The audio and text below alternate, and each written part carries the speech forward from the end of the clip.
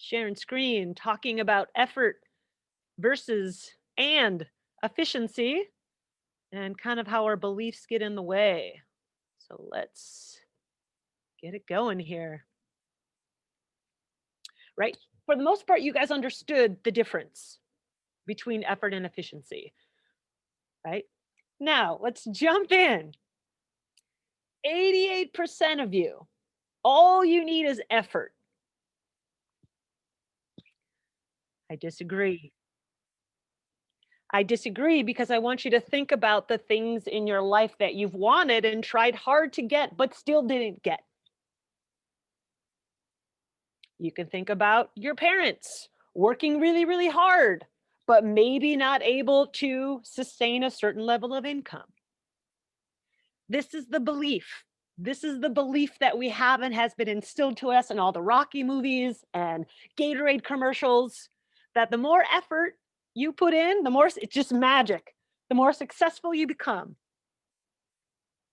I side with this 12 and disagree that that's the truth. Okay, that's the full truth. So hang on to that for a moment. Efficiency is making things as easy as possible considering all you know. I agree to that. Efficient means get it done. Get it done as quickly as possible. Right? Having a routine is an example of efficiency. I would agree. It's a habit you built in. Maybe at 3 o'clock every day you go for a run. You know it's coming. You expect it to come. Building into that routine, right? If you have coffee every morning, part of that routine is making sure you have coffee for the next day. When you run low, right? To not run out of coffee, but when you run low, to get more coffee, right? Things become automatic. Doing something new will always require effort. Agree. Something new, we're not sure. Depending on our confidence levels, we may go into it being like, I'm game, or we may go into it being a little fearful or skittish about it. But something new has to deliver the attention of something new, right? Even if you did something as arbitrary as have a new cereal, right? You're used to Lucky Charms, right? And one day dad brings home honeycomb, right? It's cereal, but you're going to go into this being like, this isn't what I know. And it is weirdly a little bit more effort to partake in that cereal because it is unfamiliar. Okay. Now, doing something new may or may not be efficient based on your programming, right? You might be a natural at doing something new and it's very efficient, but it still requires effort because you're going into it blind without a past experience. Another one. The more you know about something, the easier it is to do. I disagree. I'm with this 12%. Why? Analysis by paralysis. Remember last quarter. We are great at getting information and resources. We know how to use Google, etc. We could find workouts, we could find plans, we could find diets. But that doesn't make it easier to do. Knowing stuff doesn't necessarily translate into doing stuff. Okay? A lot of times, wanting to know and research the heck out of something prevents us from doing something, right? Remember last turn, again, beliefs. The more you do something, the easier it is to do. This I agree with. The more you know how to lay tile, the easier that thing is. That job that used to take 2 hours, now it's an hour. Okay? Actually doing it makes it easier to do it because you're constantly finding these shortcuts and efficiencies. I can be efficient at something and still put in tremendous effort. Agree with the 88%. And that is the key to actually getting results.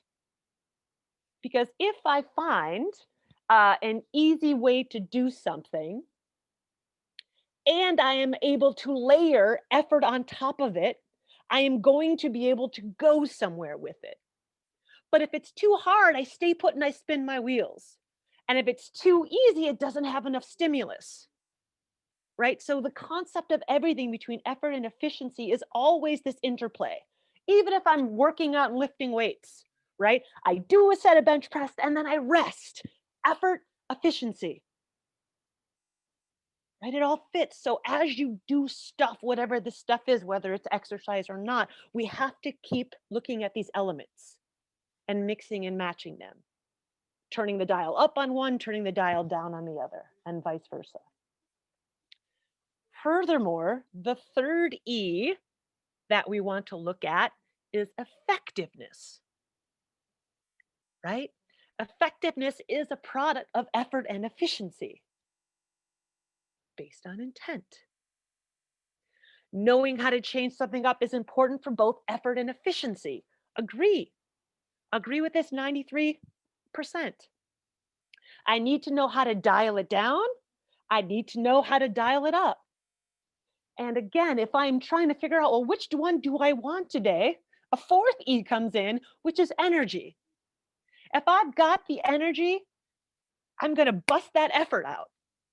But just because I bust out effort doesn't mean I want to forget efficiency. Right? So there are layers to things. Being able to play with them is going to get you where you want to go. And of course, hopefully make it interesting. Regarding Ripple, exercise. Oh, yeah, please. can I put in my 2 cents about the question above? Always. So I related this question to like me taking AP chemistry last year. Like I was struggling. I was putting in hours actually doing the homework.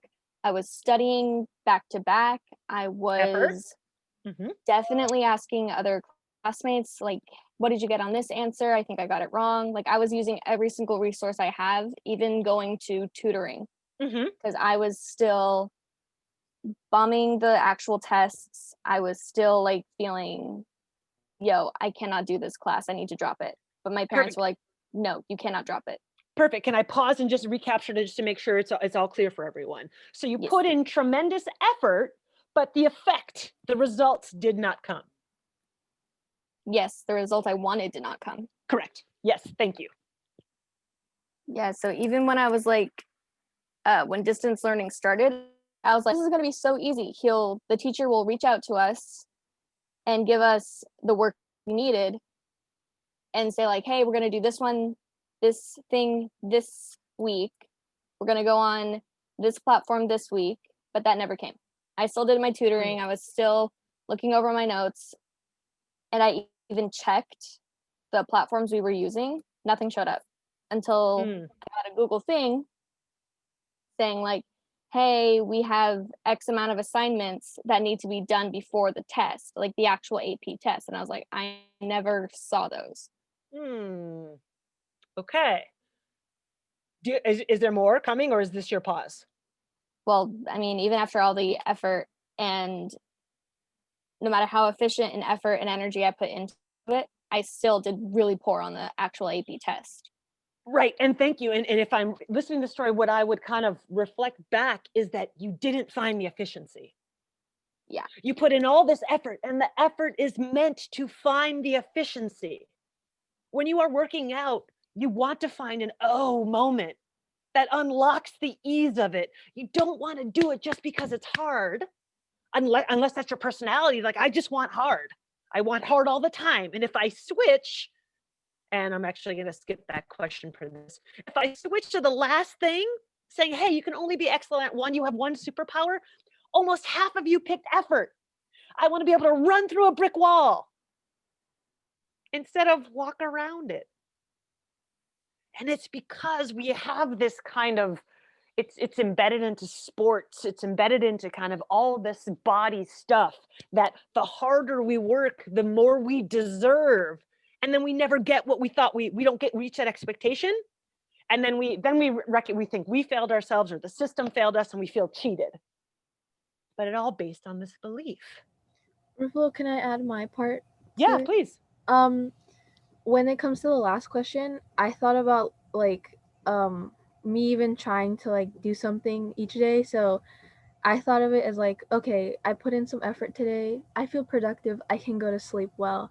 Then like even if I was efficient at something, I still feel like I didn't even do anything at all. Because it was too easy. Yeah, and I just Mhm. couldn't go to sleep, and I was just like, "Oh, okay, I didn't do anything because it wasn't the thing that I wanted to get done." So I had to do a lot of homework over the weekend, but I chose to help my mom take her to the store and go drive to Salem at night. And I had to vacuum, take care of my baby brother, clean my room, and like do all that stuff. But I still felt like I was like, I didn't do enough. And I was like, because I didn't put in the effort to doing schoolwork. But I was like, but I did do my stuff, so I was productive. But I Yeah. don't know. It was kind of like the disconnect from my brain being like, that was effort. And but my brain was like, no, you weren't efficient because you didn't get the stuff that you needed to get done. And I'm like, oh. Right. Well, that's again, you were looking at the effect. Mhm. The effect was going to be to get your homework done. That was the result. That was the I have 57 E's on this conversation, but that was the expectation to get your work done. Now you did 27 other things than your work, but because you didn't get the thing you intended to do done, you felt like a failure. And also with you knowing that you're super high energy, you are someone that goes until you collapse, right? So Correct. going to bed with stuff left in the tank made you feel like a failure, Mhm. right? So Yeah. again, it fits. It fits. So thank you. I wanted to give you, as I've been doing lately, a physical example of this effort versus efficiency. Um, so I'm going to use a leg lift.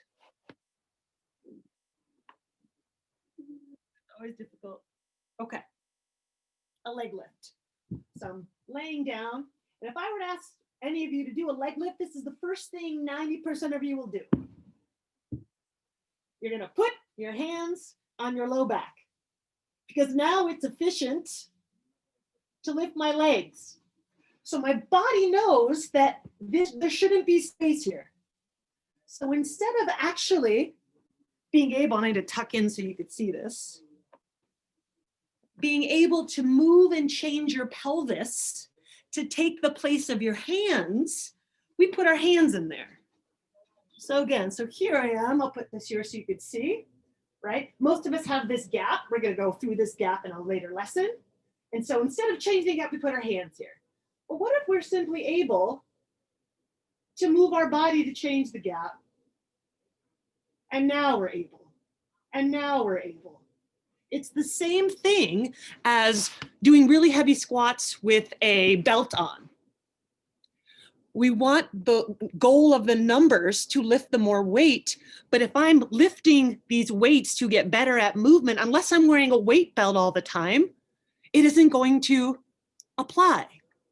It's going to stay, I need a belt all the time. It's going to stay, I need my hands underneath here, versus expanding the ability. And maybe the limitation should be what I can control without the supplemental help. Even with the leg thing, maybe first thing I need to learn is how to do this, how to change it. And then maybe I'm going to start with my legs short before they go long, right? Can I build the efficiencies and the effectiveness in the steps versus jumping right in, squatting 300 pounds, but going this far down and having to use a belt, right? What is the intent? And if I'm doing, like before, if I'm doing ab stuff and I feel my thighs working, the effect isn't there. The effect is your hip flexors, not your abs, which goes back to position, posture, all this stuff. So there are variables at play. And you have to be aware of these variables and able to focus on them. If you've been putting in the effort and you're not getting anywhere, you need a form of efficiency. Does that make sense? And I know it always gets weird, so I'll stop recording, but general idea, again, play with the variables. Don't just run through the wall and hope that you'll be blessed with something. Know what you're doing and why.